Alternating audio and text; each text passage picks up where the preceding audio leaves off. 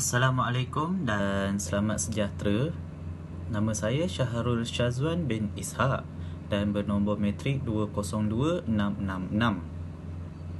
Sebelum kawan saya menceritakan tentang filem Lieutenant Adnan, saya akan menceritakan sedikit tentang latar belakang Lieutenant Adnan Saidi. Pertama sekali ialah biodata. Nama sebenar beliau ialah Adnan bin Saidi yang dikenali sebagai Lieutenant Adnan Saidi. Beliau dilahirkan di kampung Sungai Ramal, Kajang, Selangor pada tahun 1915. Lieutenant Adnan merupakan anak sulung dan dua orang adik beliau juga merupakan anggota tentera iaitu Ahmad bin Saidi dan Amarullah bin Saidi. Pada tahun 1933, ketika beliau berusia 18 tahun, Lieutenant Adnan memasuki Regimen Askar Melayu atau Malay Regiment. Setahun selepas itu, Lieutenant Adnan telah terpilih sebagai rekrut terbaik. Pada tahun 1936, Lieutenant Adnan telah dilantik ke pangkat sarjan dan merupakan tentera termuda yang mendapat kenaikan pangkat dengan pantas. Dan pada tahun berikutnya iaitu pada tahun 1937, Lieutenant Adnan terpilih untuk mewakili pelantunnya dalam perbarisan memberi hormat di London bagi menyambut pertabalan Raja George VI.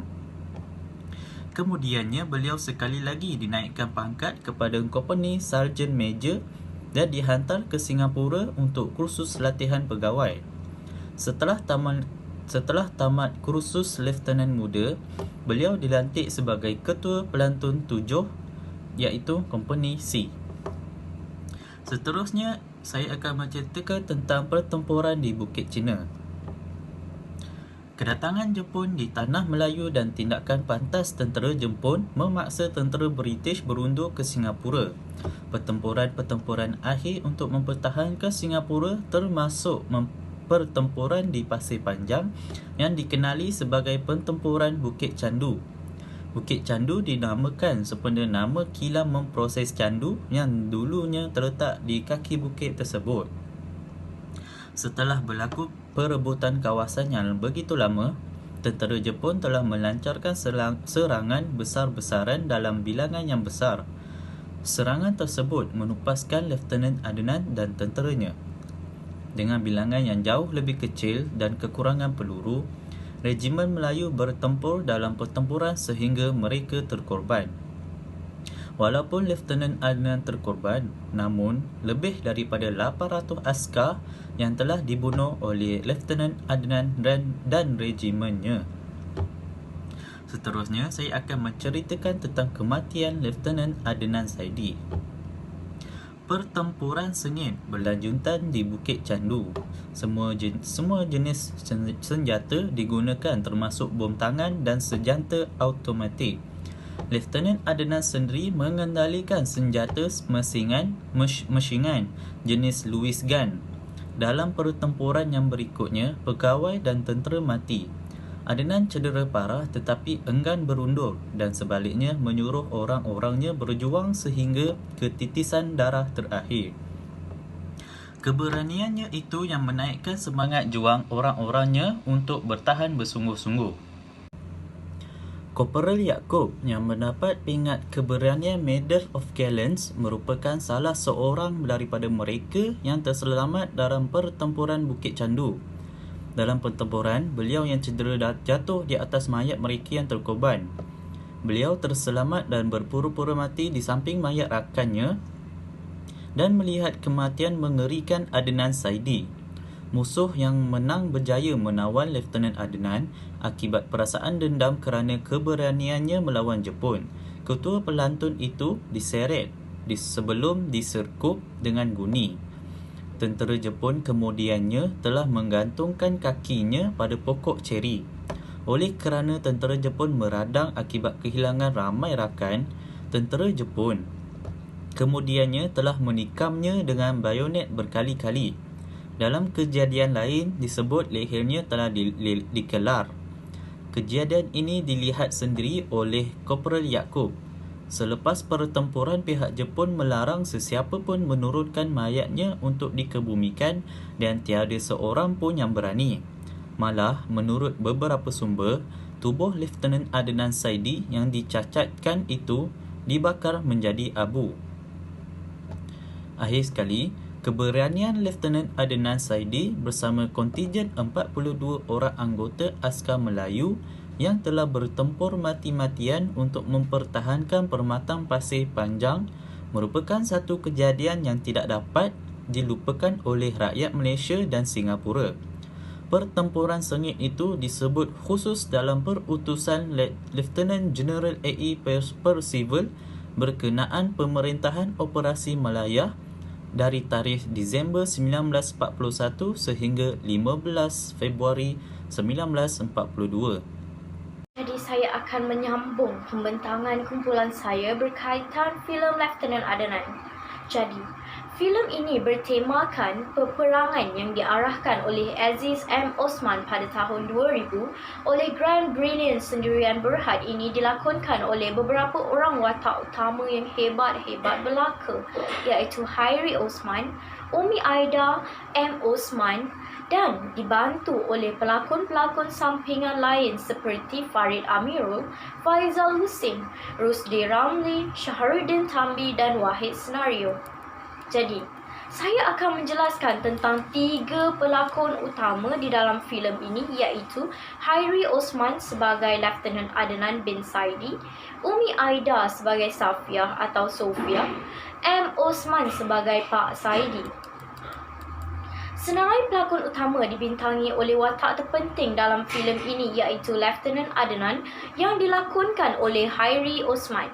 Watak Lieutenant Adnan Saidi ini berperwatakan sebagai seorang yang berani, bijaksana, rajin dan juga penyayang. Berani berjuang menentang tentera Jepun sehingga ketitisan darah terakhir walaupun tanpa senjata, membuktikan bahawa Lieutenant Adnan bin Saidi merupakan seorang yang berani. Selain itu, Lieutenant Adnan dikatakan bijaksana kerana beliau bijak dalam mengesan helah tentera India yang memakai turban ketika menyerang askar Melayu di Pasir Panjang. Seterusnya, beliau merupakan seorang yang rajin dan hal ini dibuktikan melalui situasi di mana beliau rajin membantu ayahnya yang bekerja di sawah dan menuri getah pada setiap pagi walaupun baru berusia 10 tahun. Di samping itu, beliau terbukti sebagai seorang yang penyayang kerana sangat sayang akan isterinya dan berasa sayu ketika ingin meninggalkannya di Sungai Ramal sebelum dia berangkat ke Singapura untuk berjuang menyekat kemarahan tentera Jepun. Daripada itu, watak kedua utama adalah Safiah atau Sofia yang dilakonkan oleh Umi Aida, merupakan satu watak yang berperwatakan sebagai seorang yang penyayang, tabah dan juga bertanggungjawab. Beliau dikatakan sebagai seorang yang penyayang kerana beliau sangat sayang akan suaminya dan menangis ketika hendak berpisah dengan Lieutenant Adnan sebelum berlepas ke Singapura. Seterusnya, tabah dengan ujian bila mendapat tahu bahawa suaminya meninggal dunia ketika di Bukit Candu membuktikan bahawa beliau sememangnya seorang yang sangat tabah. Di samping itu juga, beliau terbukti sebagai seorang yang bertanggungjawab kerana menyara anak-anaknya sendiri setelah kematian suaminya dengan bekerja sebagai penuri getah dan pesawah sebelum menjadi guru semula. Di samping itu, watak ketiga utama iaitu Pak Saidi atau ayah kepada Lieutenant Adnan bin Saidi yang dilakonkan oleh M. Osman pula berperwatakan sebagai seorang yang berpandangan jauh, bertanggungjawab dan juga rajin. Beliau merupakan seorang yang berpandangan jauh. Hal ini dibuktikan oleh sikap beliau yang mementingkan pelajaran anak-anak dengan menghantar Adnan ke sekolah Inggeris walaupun anak-anak kampung lain hanya bersekolah pondok. Selain itu juga, beliau merupakan seorang yang bertanggungjawab kerana setiap pagi beliau akan mengayuh basikal menghantar Adnan ke sekolah Inggeris sebelum pergi bekerja di sawah dan menjemputnya balik pada waktu tengah hari. Dan akhir sekali, beliau juga dikatakan sebagai seorang yang rajin kerana setiap pagi beliau pergi menurih getah dan mengerjakan sawah. Oleh yang demikian, saya akan memberikan atau menyampaikan pembentangan kumpulan kepada individu yang seterusnya. Ahli kumpulan saya. Sini saya akan menerangkan tentang sinopsis filem Lieutenant Adenan. Filem Lieutenant Adenan ini merupakan sebuah filem sejarah yang berunsurkan semangat patriotisme dan nasionalisme, iaitu semangat cinta dan sayang akan negara. Lieutenant Adenan ini merupakan seorang pejuang negara yang disanjung tinggi. Beliau telah menentang pihak penjajah, iaitu tentera Jepun, semasa peperangan yang berlaku di Bukit Jandu. Beliau telah tewas ke atas tentera Jepun selepas berjuang sehingga kesekitan dan rasa asyik di Bukit Jandu. Pada tahun 1934, pihak tentera British telah berkunjung ke kampung Sungai Ramal di Tajang, Selangor. Tujuan mereka berkunjung ke sana ialah untuk mencari penduduk tempatan, iaitu anak muda, untuk diserap masuk menjadi askar Melayu. Beberapa anak muda termasuk Lieutenant Adenan telah bersetuju dan berminat untuk menjadi askar Melayu. Namun, ibu bapa mereka tidak merestui niat Lieutenant Adenan untuk menyertai askar Melayu. Namun begitu, beliau tetap bertekad untuk menyertai askar Melayu. Beliau dan beberapa kawannya yang lain telah berkeluar daripada kampus Sungai Ramal dan menuju ke pusat latihan askar Melayu di Port Dickson. Di sana, mereka telah dilatih dan diajar untuk menjadi berani sebagai langkah untuk menentang penjajah. Kerana kesungguhan dan keberanian Lieutenant Adenan, beliau telah berjaya dipilih sebagai askar Melayu. Beliau kemudiannya telah dinaikkan pangkat menjadi sarjan pada tahun 1937 dan seterusnya telah dinaikkan pangkat pula menjadi lieutenant. Setelah berlakunya Perang Dunia Pertama, pihak tentera Jepun dijangkakan akan menyerang tanah Melayu. Lieutenant Adenan telah mengatur strategi untuk menentang tentera Jepun. Askar-askar Melayu dan askar-askar British telah bekerjasama untuk menentang askar Jepun. Pihak askar British dan askar Melayu telah membantu penduduk tempatan untuk berpindah sebagai langkah berjaga-jaga bagi mengelakkan mereka daripada terkena tempias peperangan. Pada tanggal 6 Disember 1941, berita kemarahan tentera Jepun semakin gempar. Menurut Sir Thomas Phillips, askar Jepun dijangkakan akan mendarat di Kelantan dan Singapura. Di Kelantan, tentera Jepun ini dijangkakan akan bergerak dari arah pantai yang dikawal oleh pasukan India British. Pasukan India British ini telah bersiap siaga di perairan Kelantan, dan ketika pihak Jepun memasuki perairan, pihak tentera British ini telah mula membedil di sepanjang kawasan pesisiran pantai dan laut. Sewaktu tentera Jepun ini memulakan pendaratan mereka. Namun, pihak British ini tidak berjaya menempaskan kemarahan tentera Jepun. Akhirnya, tentera Jepun telah berjaya mendarat di Kota Baru. Pada 31 Januari 1942, penduduk Johor Bahru telah digemparkan dengan kemarahan tentera-tentera Jepun. Tentera Jepun telah berjaya menguasai negeri Johor dan juga negeri-negeri Melayu yang lain. Pasukan tentera British telah mengambil keputusan untuk mengundurkan diri setelah kemarahan tentera Jepun. Jadi pasukan tentera British yang berhasil meninggalkan tanah Melayu setelah mereka meletakkan tambatan Johor sebagai usaha untuk menyekat kemarahan Jepun. Jadi satu-satunya pasukan yang masih bersemangat untuk menentang tentera Jepun ialah pasukan askar Melayu. Adenan telah mengarahkan anggotanya untuk bersiap sedia. Tentera Jepun telah menghantar utusan untuk berunding. Namun, Adenan tidak mahu berundur diri dan diikuti dengan pengeboman oleh pasukan Jepun. Seterusnya, pasukan Jepun telah menggunakan helah, iaitu dengan menyamar dengan memakai pakaian tentera Syekh namun tidak berjaya. Adenan telah menyerang tentera Jepun yang menyamar tersebut. Tentera Jepun yang menyangka pertahanan di Bukit Cina telah musnah, tiba-tiba telah dihujani dengan peluru-peluru tembakan dari arah bukit. Pertempuran sengit berlanjutan di Bukit Candu. Semua jenis senjata digunakan termasuk bom tangan dan senjata automatik. Lieutenant Adenan sendiri yang mengendalikan senjata machine gun yang jenis Lewis gun.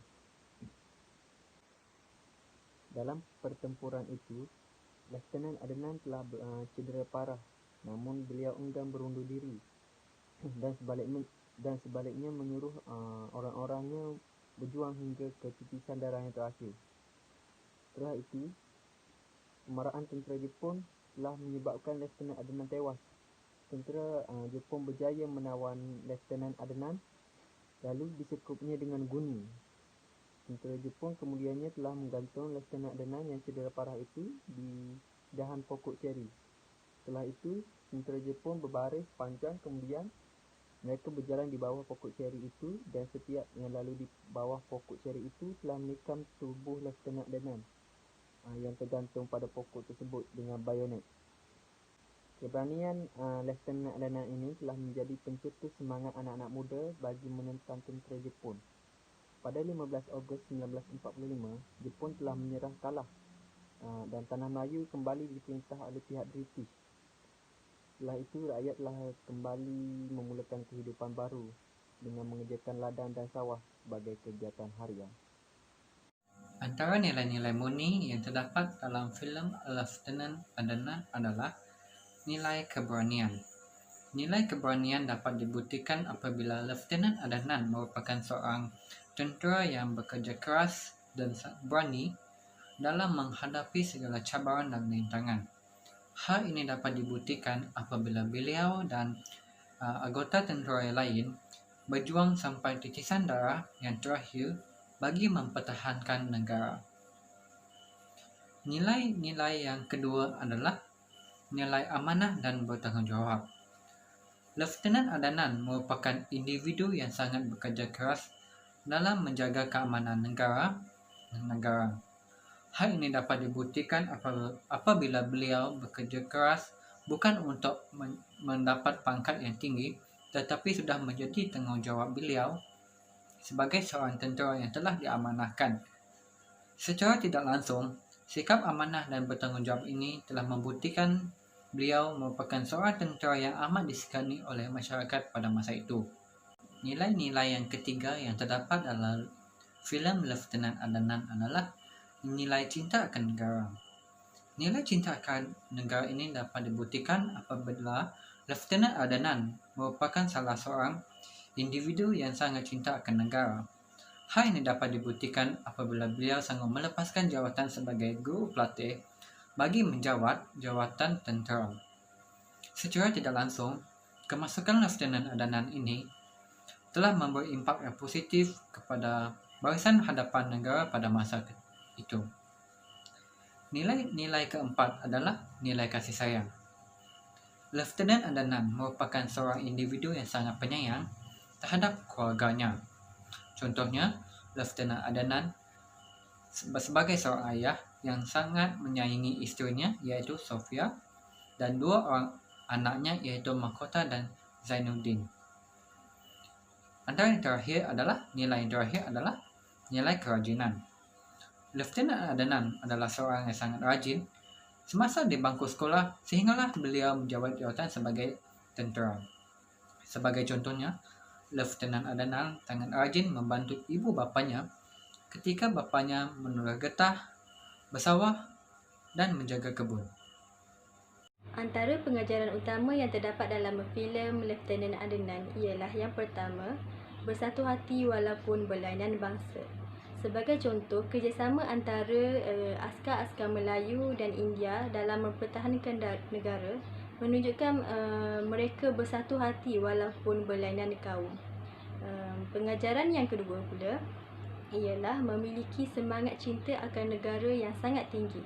Sebagai contoh, perjuangan Lieutenant Adenan dan askarnya yang tidak pernah berputus asa sehingga titisan darah terakhir menunjukkan mereka mempunyai semangat patriotisme yang sangat tinggi. Okey, pengajaran yang ketiga ialah berani mempertahankan negara.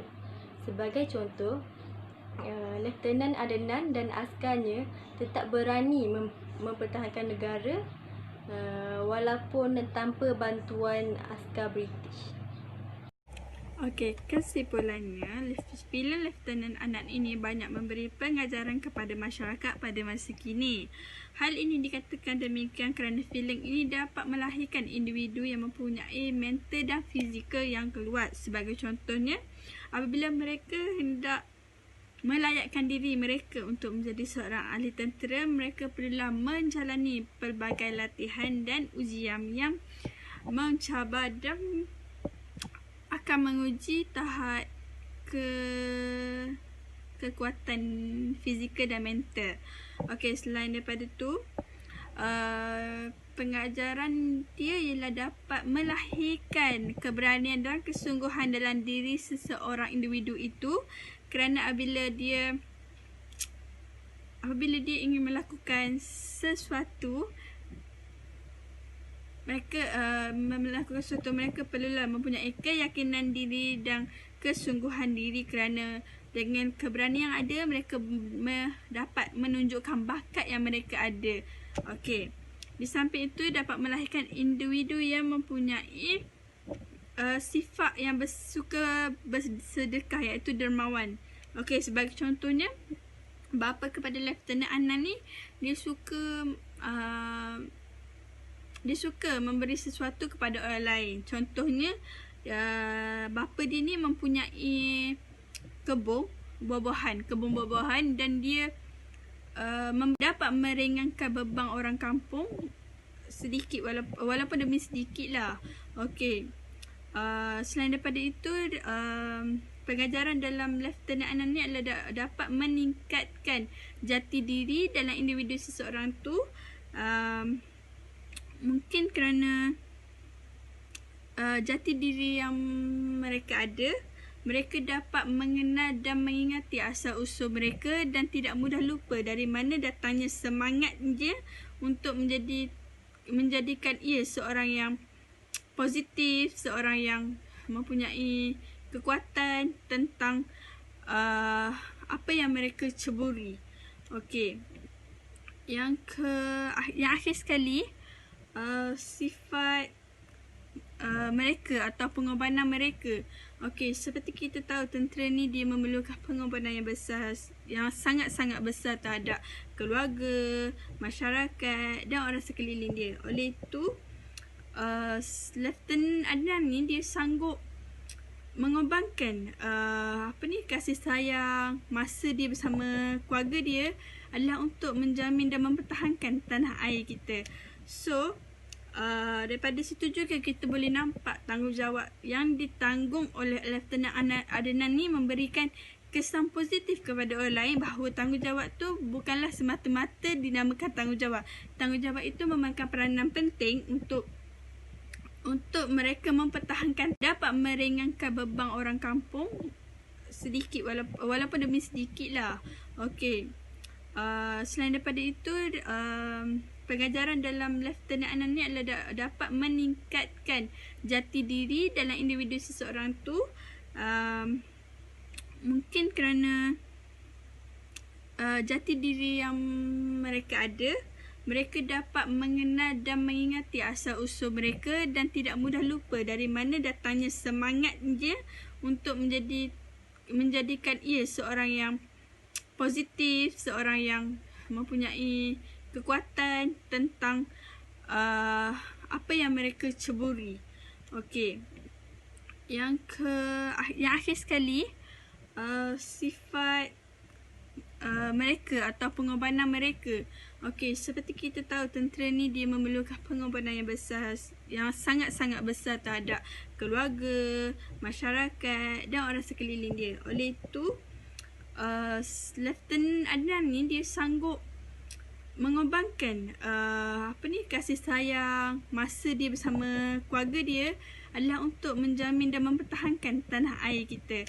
So, Daripada situ juga kita boleh nampak tanggungjawab yang ditanggung oleh Lieutenant Adnan ni memberikan kesan positif kepada orang lain bahawa tanggungjawab tu bukanlah semata-mata dinamakan tanggungjawab. Tanggungjawab itu memainkan peranan penting untuk mereka mempertahankan